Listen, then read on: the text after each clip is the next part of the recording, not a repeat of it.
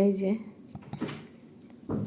বলেছি আমাকে একটা আপেল কেটে দিবি মাম্মা, আজকে রুহি আমাকে আপেল কেটে খেতে দিয়েছে। দেখো এই যে কি সুন্দর করে আবার পিস পিসও করে দিয়েছে, হ্যাঁ, ছুরি দিয়ে।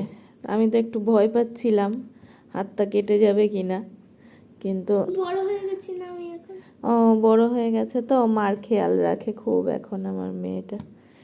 কি সুন্দর কেটেছে আপেলটা। তো পিসগুলো পরে আমি শিখিয়ে দেবো কেমন করে করতে হয়, কিন্তু এটুকুই অনেক।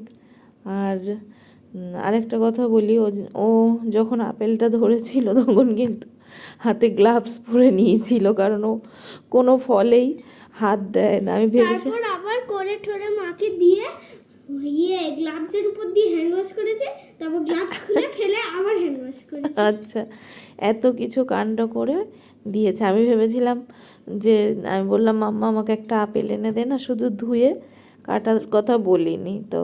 হ্যাঁ, আমাকে এনে দিয়েছিল, মানে কেটে এনে দিয়েছে। এই যে এটা এবারে আমি খাবো,